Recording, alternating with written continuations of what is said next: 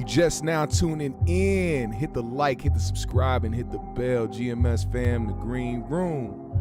Let's talk about it.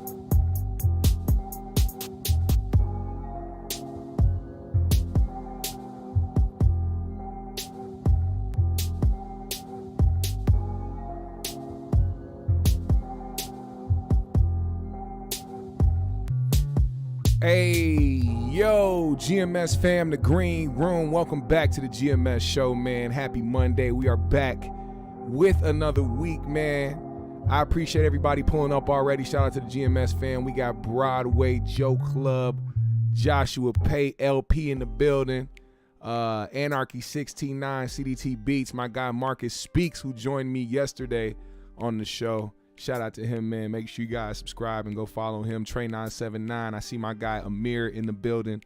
Glittery Bubbles, King Lukey, Tyson. What's going on, GMS fam? If you are here, tap into the chat so I know that you are rocking with us today. What up, Vel? You know we start out every show with peace, love, and positive energy. Good vibes, passing it forward. Hoping that you pass it along as well.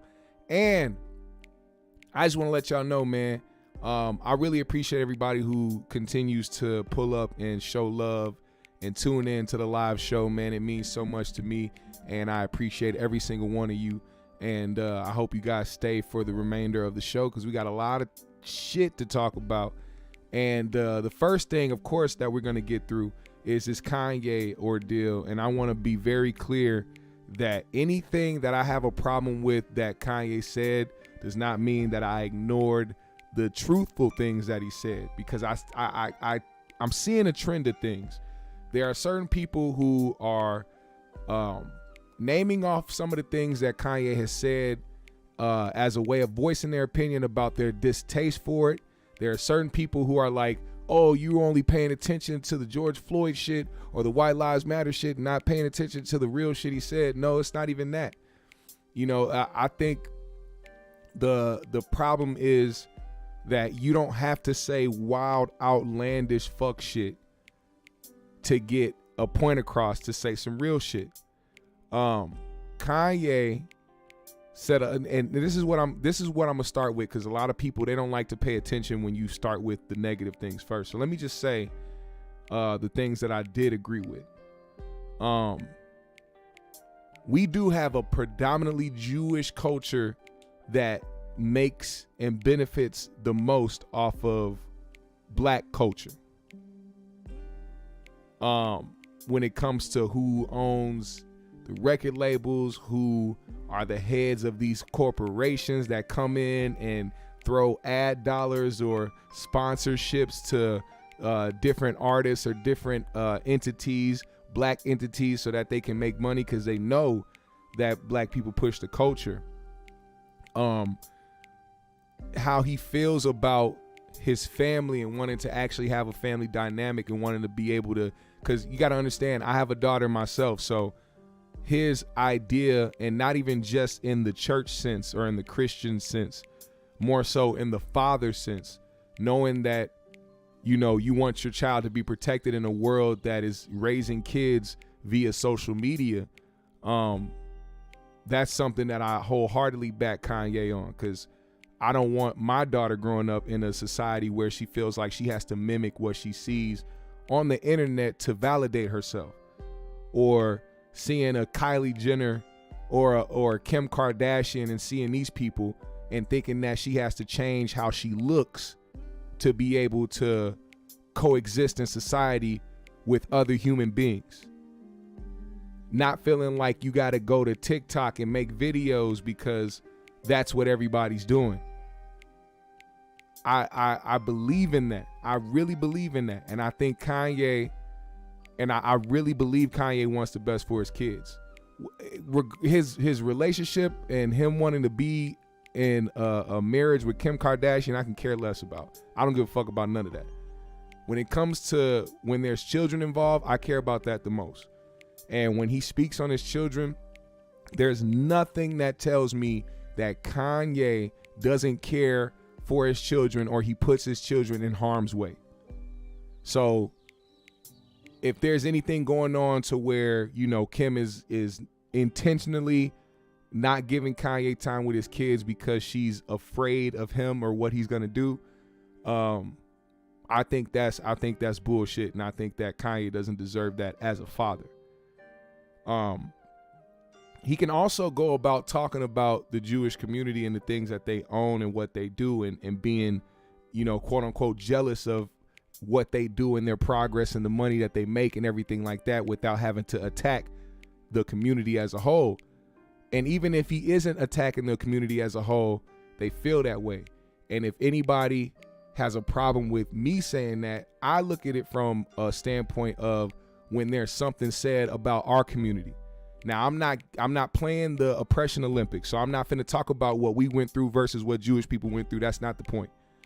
I'm speaking about it from a humanitarian aspect. I'm a human first, and I know how we react, and it will be a contradiction to be like, if one of these white dudes who benefits off the culture went to a platform and started speaking on black people as a whole and what we do, or they about to go DEFCON 3 or DEFCON whatever on the black community, we'll be like, okay, what the fuck type of shit is this? We get them the fuck up out the paint. And seeing as the Jewish community is very prominent in this culture as far as owning shit, it's easy for them to push that button. And right now, this is what we're seeing when it comes to Kanye West and his actions. Now, Kanye having such a cult fan base, and I mean a cult fan base because people can hear him say some dumb shit and still try to validate it. That's cult-like mentality. If you were anybody who was supporting or in support of George Floyd, saw what happened to George Floyd, was yelling for justice and wanted to see some type of repercussions happen for the person that murdered George Floyd, I don't want to see you skip past what Kanye said because you like his music and because he said some truths sprinkled in the bullshit. You have to hold people accountable. It's okay to still like the motherfucker. You can still like the motherfucker, but you have to hold him accountable. Don't just skip past it. Don't be the guy that says, oh, all you heard was George Floyd. Like you just skip past the fact that the man tried to lie about the fact that this man didn't get killed by a knee on his neck. This fentanyl excuse is a perfect example of how white supremacy works against black people. How do we know this to be true, that anytime something happens, there's got to be drugs involved? Nigga, everybody does drugs. You can't find one. It'll be like a needle in a haystack to find somebody that ain't on some type of drug. And I'm not just talking about the hard drugs. I'm talking about prescription drugs as well. This whole country's fucked up. and on something. Let's keep it all the way real. So to mention fentanyl, like we didn't see a whole video of that man getting killed in front of us, is only a way to uphold white supremacy. Talking about his past or talking about his record is only a way to uphold white supremacy.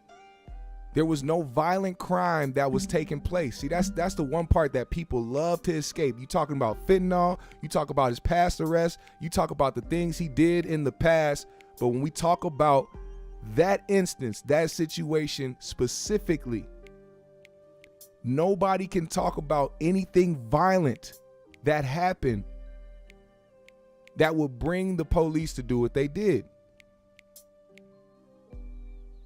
And the worst part about Kanye saying that is because that didn't come from him. Kanye said that because he watched a documentary presented to him by Candace Owens. And once again, I don't care what anybody says, Candace Owens is a self-hating black woman. If Candace Owens could do it without judgment, she would change her ethnicity today. I guarantee you, if Candace Owens wasn't trying to sit over there fighting for certain causes going against the LGBTQ community, she would identify as a white woman. And before anybody tries to say shit to me about Candace Owens and what she said, I know Candace Owens has said some factual shit, some real shit, but that's what these niggas do when they want to have a different agenda but need to get people behind them to support them. Put some truths within your bullshit. I guarantee you will have some people follow you. And then the worst part about it is when you put the truths in the bullshit, you build a cult-like following. Candace Owens to me is no different than a Charleston White, than a Kanye West, than anybody who will try to pretend like they're trying to do something greater for the black community, but only wanting to do shit to benefit themselves.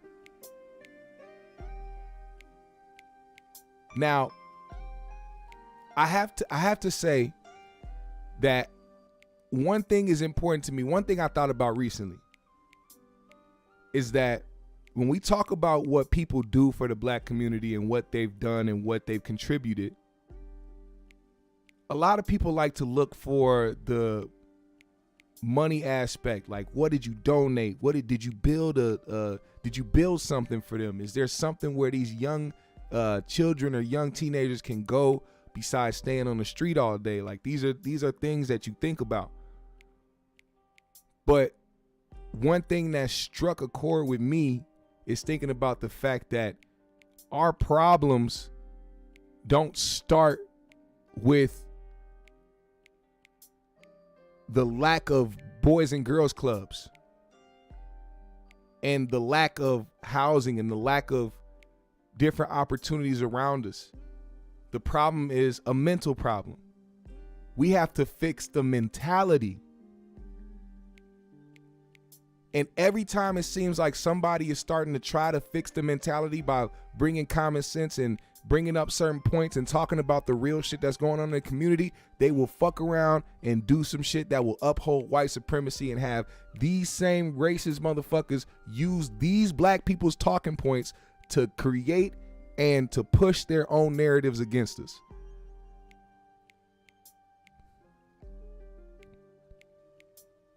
You can't find somebody who can say the true shit and the real shit about us as a black community, about what's going on here, without something upholding white supremacy behind it.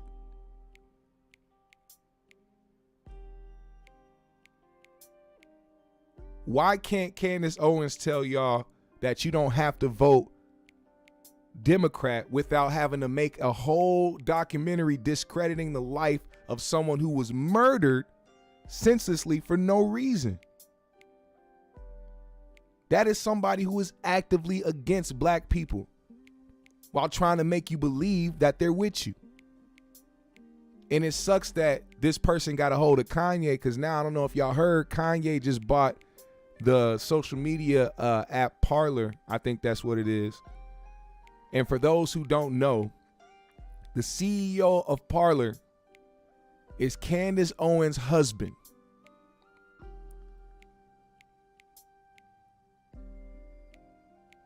That is not a rumor. That is not speculation. That is the truth. The CEO of Parler is Candace Owens' husband.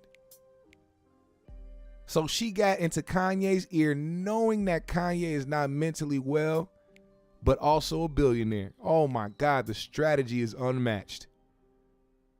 Let's take this confused, but also very talented and very creative black man who has the influence of the culture. Sit him down, have him watch this documentary I put together, the shit on George Floyd and his life for absolutely no reason. You can't give a reason why she did that. Why? Because people were treating him like a martyr, because people were trying to celebrate his life or bring attention to the fact that he was killed senselessly. So you want to shit on that like a lot of racist white people would do in that situation. They act like George Floyd was an enemy of the state. Even if George had a counterfeit 20, he is not doing shit to society to harm them.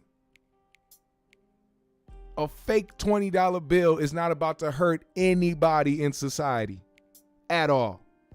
Not one person. It may hurt somebody's feelings, be like, God damn, this nigga gave me a fake 20.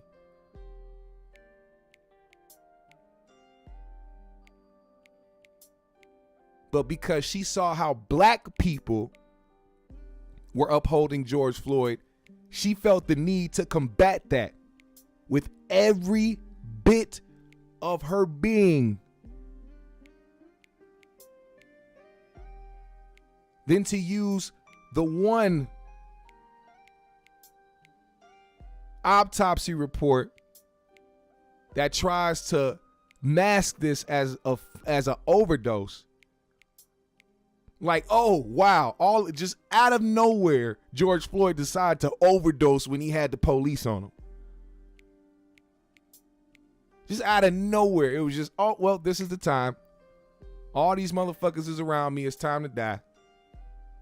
I can't take it no more. I gotta die. Absolutely fucking not. None of these people can tell you for a fact if George Floyd would have died that same day if he never interacted with the police. You want to know why? Because that's not a fucking scenario. The only scenario and the only shit that we have is video footage of a man being pressed down on the ground on concrete with a knee in the back of his neck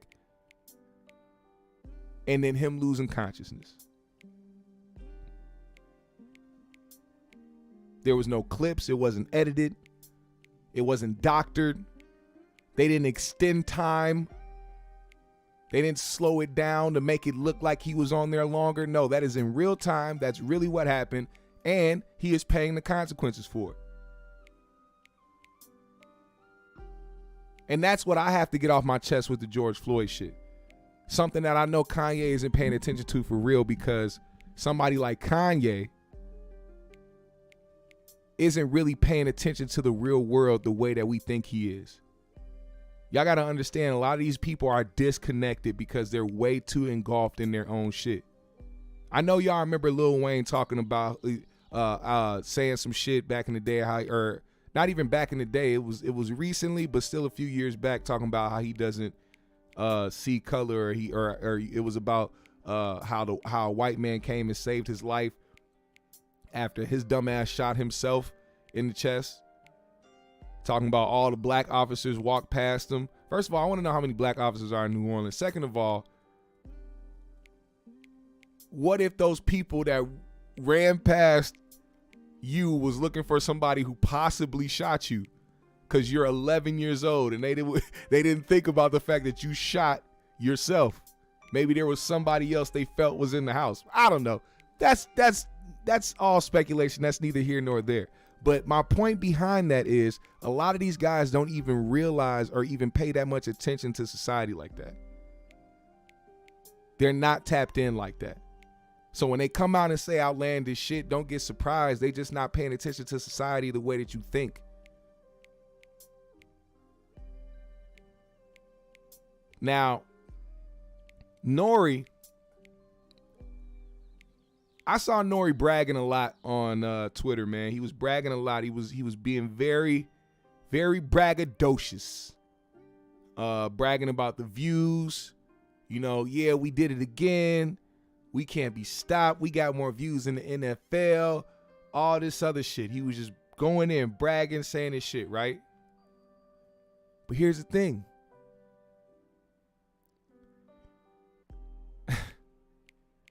Kanye will say what he wants because he's a billionaire who has a cult fan base behind him. Drink Champs depends on the motherfuckers who cut they checks. So when the backlash came, all that cocky shit went out the window and N.O.R.E went on an apology tour. The Breakfast Club, Hot 97, social media platforms, all this shit. Listen to what N.O.R.E had to say on the Breakfast Club. I'm gonna play this quick little 1-minute clip. I support freedom of speech. I support anybody, not being censored, but I do not support anybody being hurt. I did not realize that the George Floyd statements on my show was so hurtful. And you got to realize it was the first 5 minutes of the show. Like when he walked in, he told my producer, he said that if he'll stop filming, that he'll walk out. So I didn't want a Birdman moment. I didn't want a Birdman moment with y'all, where Birdman walked out. So I wanted the man to speak. But later on, I actually checked him about the George Floyd's comments. I actually checked him about the White Lives Matter. But it was so later in the episode, and it was so I was already inebriated at that time that maybe people looked over it. Mm-hmm. But I apologize to the George Floyd family. I apologize to anybody that was hurt by Kanye West comments. Now, here's what's fucked up to me, because I don't think N.O.R.E would have cared that much about what Kanye said about George Floyd in the situation if the family didn't threaten to sue. And I'm pretty sure they're going to go along with it. I think they're actually going to follow through with it, because I think they have something to stand on. If Derek Chauvin was convicted of the murder of George Floyd, then that rules out the fact that he died due to fentanyl, accompanied with coronary reports. The family is thinking about suing Kanye, and everybody's like, yeah, don't forget about Candace either, because that's where he got his information from. He watched a documentary given to him by Candace Owens. N.O.R.E wouldn't have gave a shit unless the pushback. And that's the sad part about it. And it's crazy because it's always moments like this where somebody who you usually wouldn't agree with or usually wouldn't even pay attention to what the fuck they saying will say some shit that make you be like, damn, this dude actually is right. And who I'm talking about is Mr. Booty Tooted Up to the Sky arguing on Clubhouse, Mr. Whack 100 himself. Check out what he had to say in response to N.O.R.E apologizing after the Ye interview. Like, bro, don't play off into the politics, bro. Stand on your square like you always did, bro.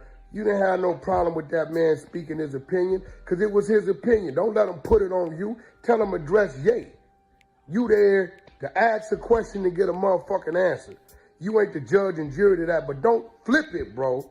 Like all of a sudden, I got at Ye after the fact. And if you didn't get at Ye right then and there like you always do when he said what he said, niggas don't want to hear that shit, bro. Stand on your square. You did a great motherfucking interview, part 3. Probably one of the biggest, viewing artists that comes up there, bro.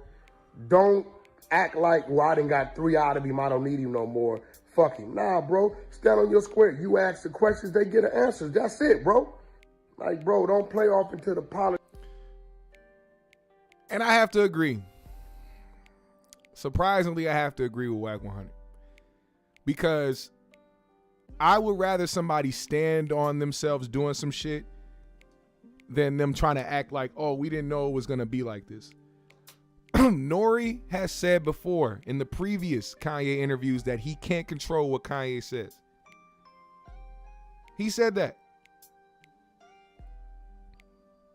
So the fact that you don't think that Kanye was going to say some outlandish shit or that you were going to check him this time or that Kanye was going to listen to you this time, that's bullshit. Y'all jumped to this opportunity because the views was going to be crazy. And how I know this is because that's exactly how N.O.R.E. started out the pod.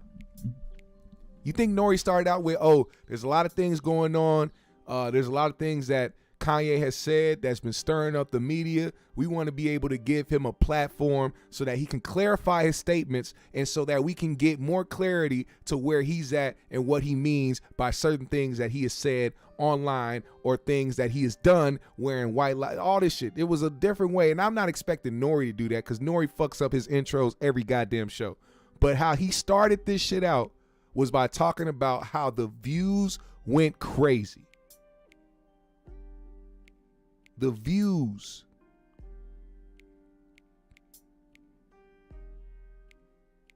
This was for the views.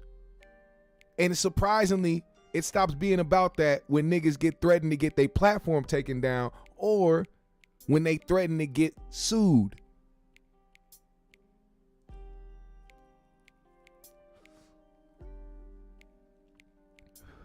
What's fucked up too, man, is that I while I was watching his apology, because there's more to it if you want to go to the Breakfast Club and watch it.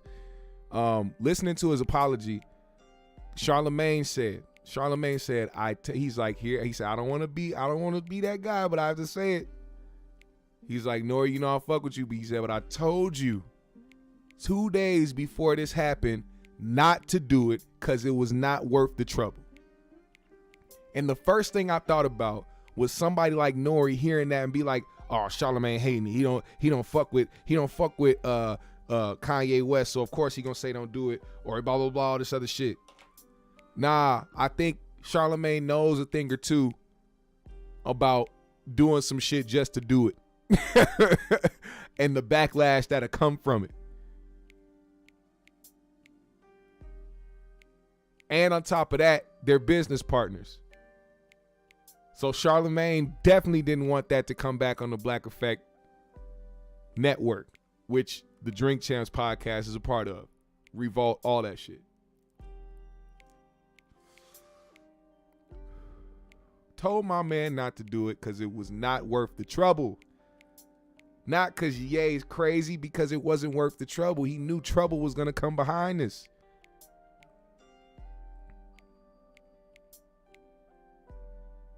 He said N.O.R.E. should have answered every question by saying what. What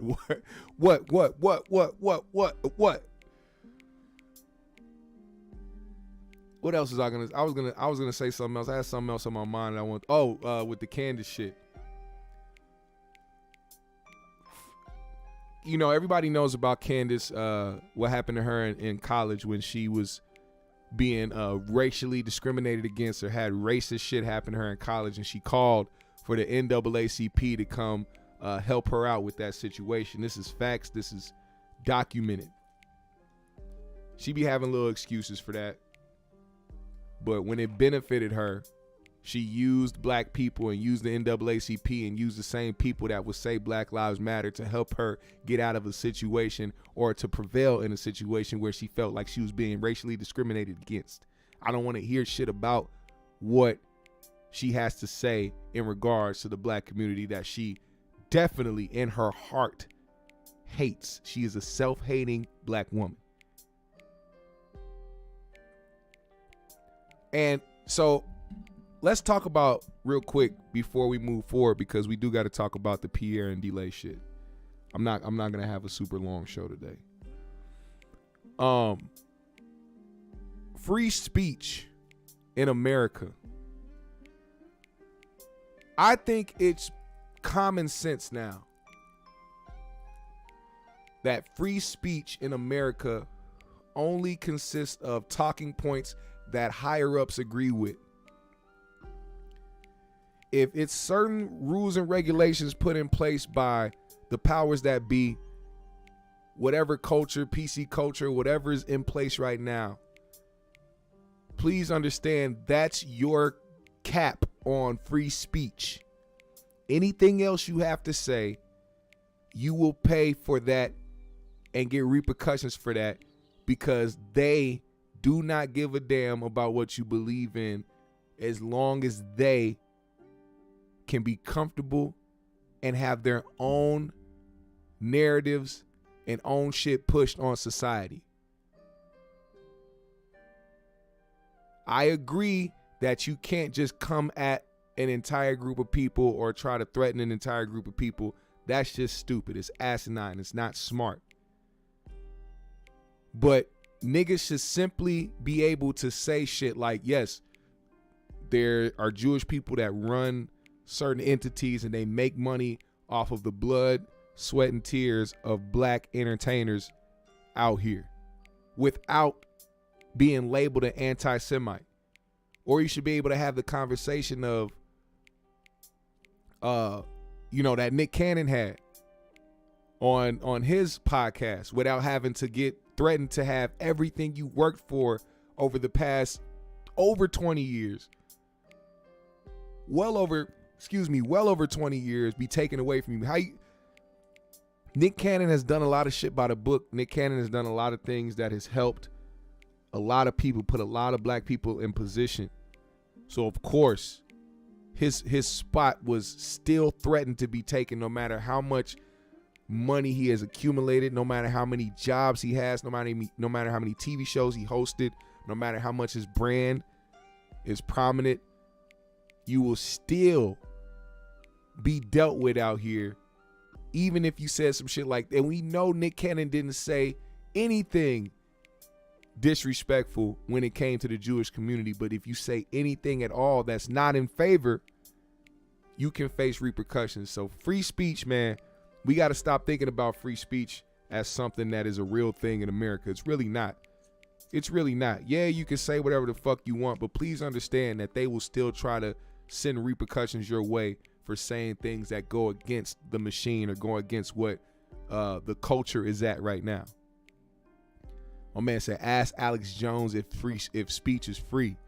$945 billion or $1 million, damn near $1 billion that this man got to pay. Even though I will say, with Alex Jones' situation, it wasn't like he was saying, I think that this was a hoax. He was adamant on the fact that little kids didn't get killed at Sandy Hook. So with his situation, it's a little different. If you go out of your way to talk as if something is fact, and even so much so have people, because you have a large following, you have random people harassing the families of the kids who died, talking about, where are your kids? You didn't have a kid. Your kid really didn't die. Why are you making this, blah, blah, blah, and telling people shit and putting them through more trauma than they already dealing with. I'm sorry, but there has to be some repercussions for that shit. Of all the things you want to conspire about, you touch on a subject to which children were massacred. That is not the hill you want to die on. It is absolutely not the hill you want to die on, especially if people actually lost their kids and they're never going to see their kids again, only to have this random motherfucker who don't even live there or were there to see everything or went to a single funeral of a child sit on the internet all day talking about how it was fake. That's crazy. I can't back Alex Jones on that. Alex Jones got to pay almost $1 billion. That's his fault. But other than that, free speech is not free. Now, we got to get to this subject right here, man. D'Lai and Pierre Edwards. Listen here, man. I came across this clip. You know, I thought it was clickbait. I was like, oh, these niggas it's gonna be some random bullshit. But then, as I watched, I realized, oh, this may not have been rehearsed. This may not have been planned. This may actually have been real because of the subject matter that had took place during this shit. Let me go ahead and play this. And then after I play it, we're going to talk about this a little bit. But sometimes this generation don't like that. Right.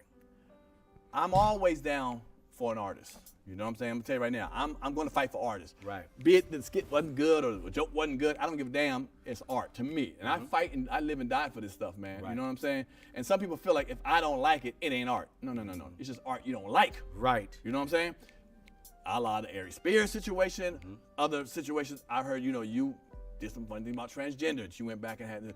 Do you feel obligated, or what was the right reason you felt like you apologized for that? I didn't apologize. Why did you apologize? Nope, and I left the video up because it was a teachable moment for my son, and it was a story that I was telling about, a real story that happened with my son. Of course, I put a little glamour on it to make it pop like it popped, but it was a situation where my son at the time, he was like 7 years old, was like, "Daddy, what is that?" Right.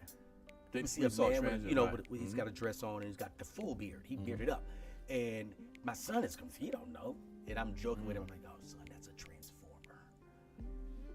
You called it a transformer.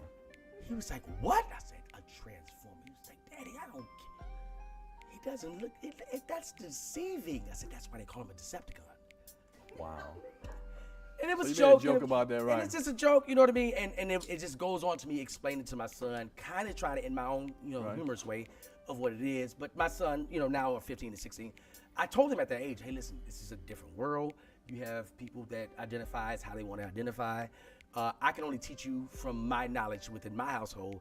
Right. And I think what happens is when comedians say something, everybody jumps on it and attacks. Why not?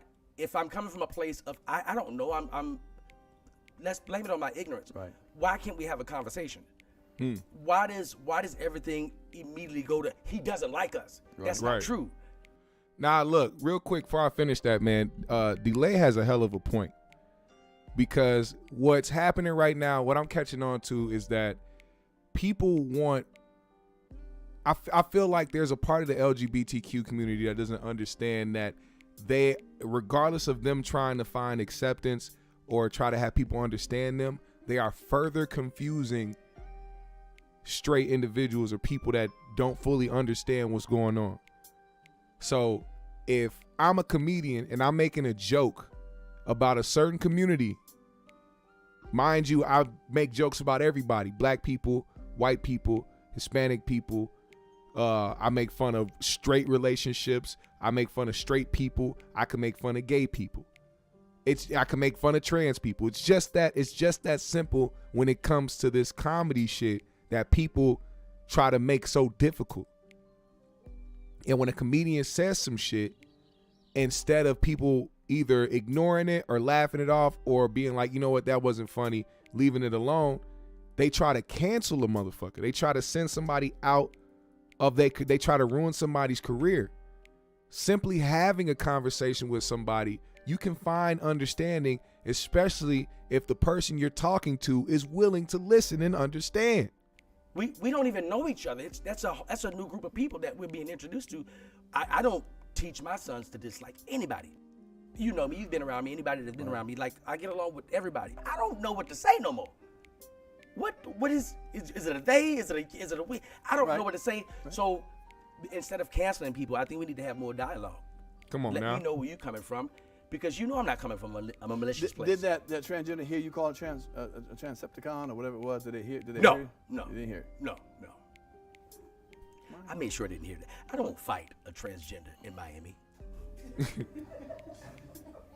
I don't want to do that. Well, yeah, you might get. Yeah, there's no win. Right. T.S. Madison, she comes on here a lot, and she's a transgender. But okay, forget that.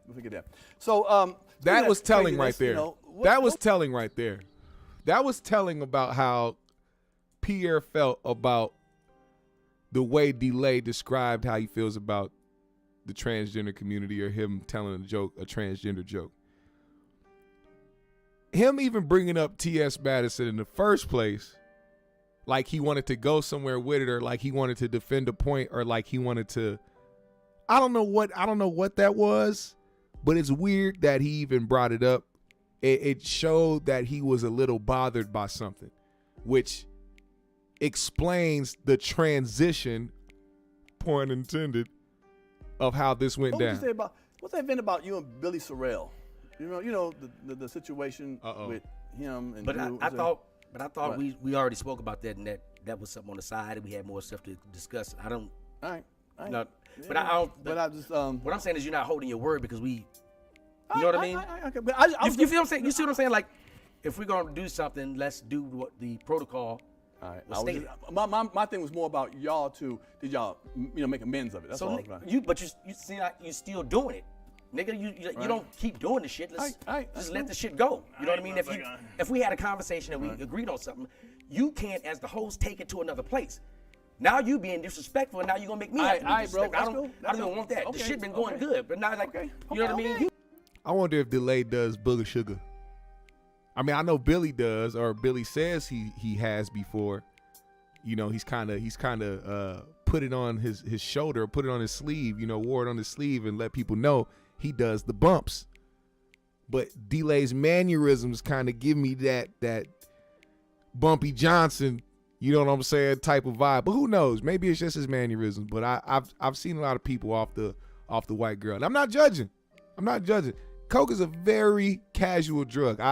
People can make fun of you or poke fun at you and say random shit about it, but if people understand how casual that shit is, they wouldn't be so embarrassed about it. No, you brought it there though, right? Am I right? Right. Did he bring it there? No, you're right. I will forget about it. But it is my show, though. It is my show. Hey, man, but if you're gonna be disrespectful to me, it's fuck your show to me. Yeah, all right, well, fuck, okay. You know what I mean? All right, bro. We cut all that out, man. All that is unnecessary, man. It's all unnecessary. Fuck it. It is what it is. We'll move on from the motherfucking What do you mean joke. it is what it is? It is what it is, nigga. Shit, it is what it is. All right, we do something else. We talk about something else, nigga. What we doing though? Huh? What you saying? Okay. Huh?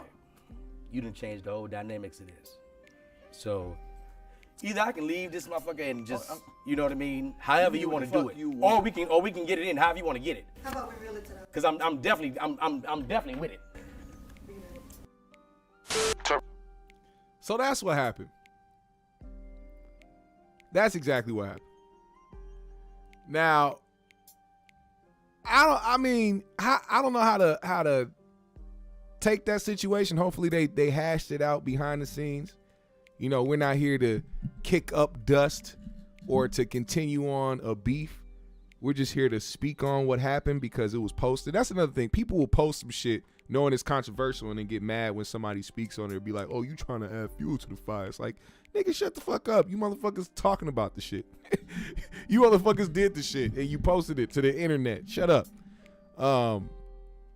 I think I have to agree with D'Lai. Not necessarily how he handled it, because it seemed like he wanted to go somewhere else with it. But I mean, you can't really necessarily dictate how somebody reacts after something supposedly was agreed upon behind the scenes.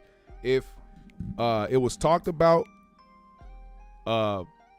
pre-show that they weren't gonna speak on Billy Sorrell's or that whole situation, I would hope that somebody would give enough respect to somebody who they know not to do so. But it seemed as though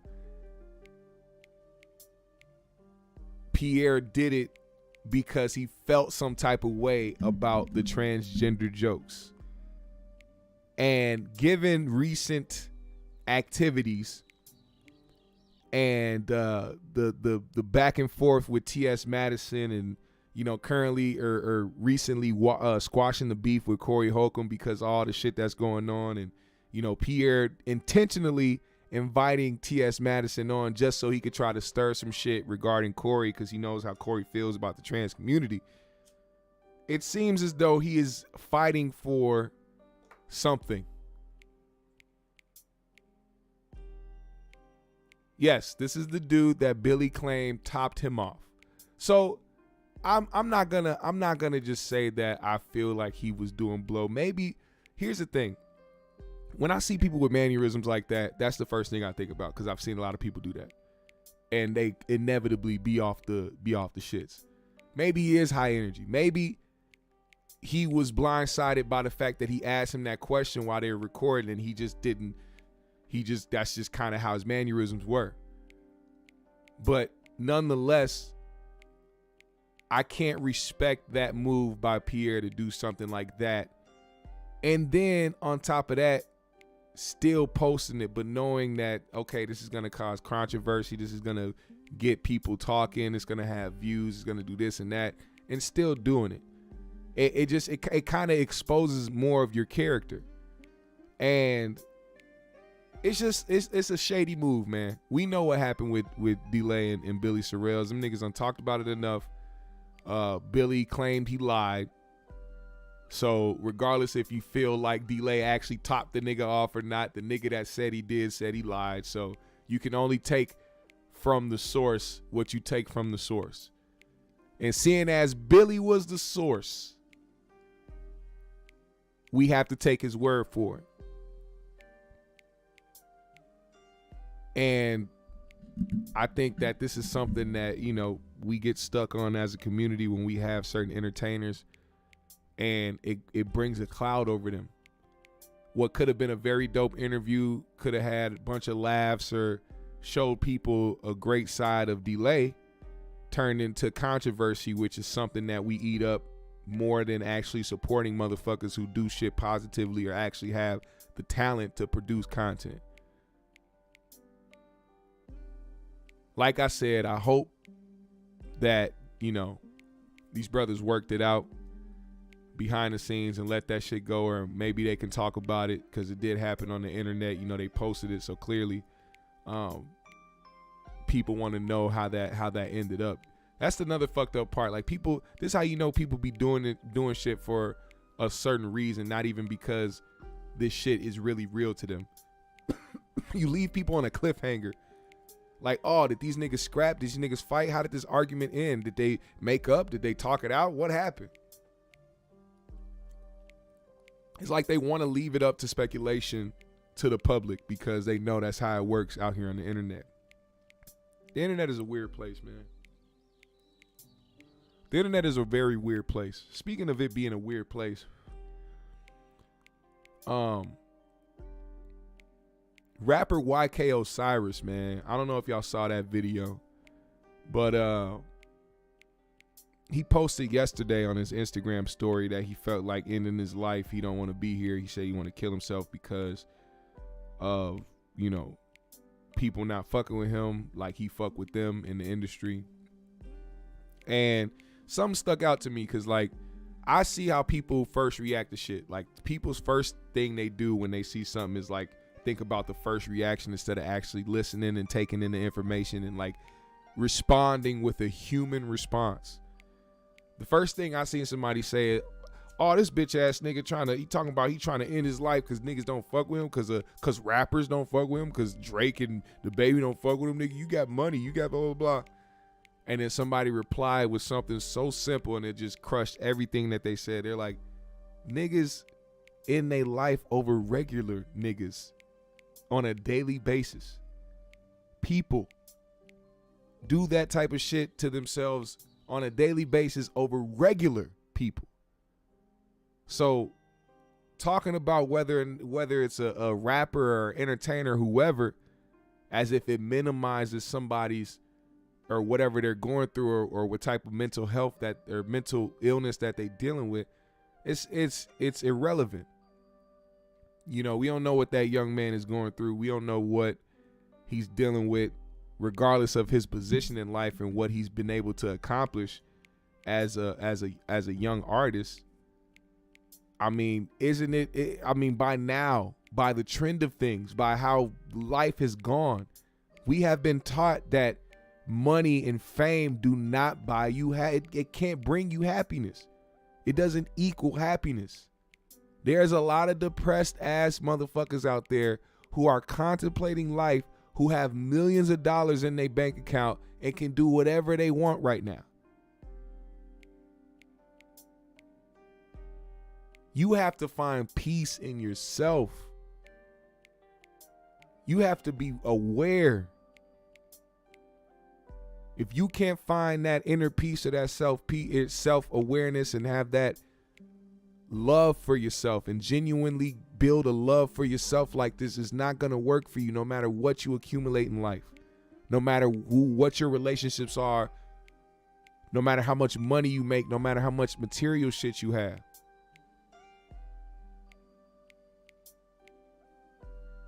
You know what I'm saying? Like, I can't, we got to stop looking at people like this, man, because we done seen people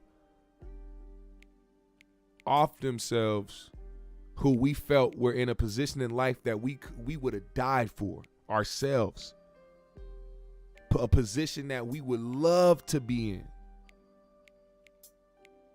Shit, I know this fucked up to say, but it's like, nigga, if you thinking about doing that, nigga, why don't you give me everything and all the money that you have and all the assets that you have, transfer it over to me if you don't want to do this no more. That's the type of shit that people feel when this type of shit happens. But you have to understand, man, we have to remember to be human first, bro. We have to remember to be human first. Fuck how anybody else is acting. Fuck how they interpret shit. We gotta be human first, bro. And that's my message for today. Regardless if you hate or you love Kanye, regardless if you see the bullshit on social media, regardless if somebody is a celebrity going through hard times and struggling with mental health, please understand to remain human first, man. Think first, process shit, and just be human first, man. The internet is fucking up people's thinking process and how people do shit, how people react. Remember to be human first. All right? GMS fam, the green room. Y'all know what time it is. It's been a wonderful show. We had a great discussion. Thank y'all so much. Put a GMS in the comments. Hit the like button on your way out. Follow me on my socials. I follow everybody back. I go live frequently on my Instagram, so make sure you follow me there. And catch me live on Instagram for those side conversations and maybe some dope beats. As a matter of fact, I'm going to do that right after this. So just go to my Instagram if you follow me on Instagram, anybody on here. If you follow me on Instagram, as soon as I end this live, I'm going to go live on my Insta and I'm going to play some beats, kick it, roll up another one. You know how we do, it's GMS. Hit the Cash App today if you are feeling generous. You will really support and help the GMS show in that way if you really fuck with us. Also, I'm gonna need y'all to leave a comment, man. I want to see the GMS fam in the comment section after the live is over. That means when the live is done and it's a wrap, refresh this page, come back and leave a comment under this video. Show your love to GMS show, please. I would much appreciate it the most. Shout out CDTB, shout out Toke Champs Podcast, shout out Wonder Man.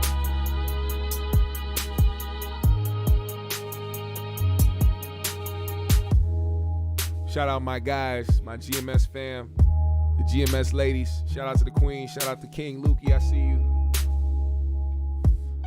Shout out to LP, appreciate you, fam. Vale in the building. We try to lead with common sense over here, man. Common sense and logic, man. Shout out Trey 979.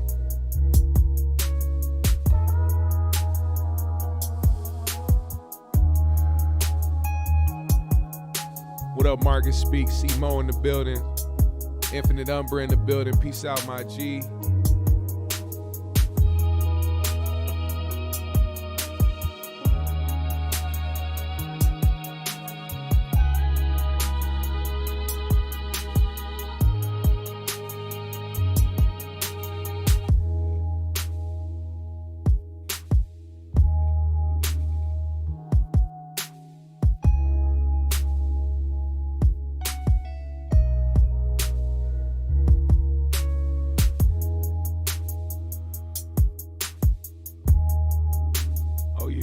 Tastes nice, man. I I would tell you the strain, but I forgot. Like I said, once again, man, hit that like button on the way out, GMS fam. Follow me on my socials. I'm going live on my Instagram right after this. We're going to kick it over there and vibe for a while, so make sure you go ahead and follow me on Instagram and pop up to the live, which is going to happen in 2 minutes. Don't miss it. Get on live right away, man. I want to see y'all in there, man. We're going to vibe out, play some new beats, smoke some. I ain't going to hold you long, man. We're going to be there for just a little bit. Hit the Cash App if you're feeling generous. Hit the like button, all that shit. Comment on this video when the live is over. GMS fam, the Green Room, much love. I'll see y'all on Instagram. We out.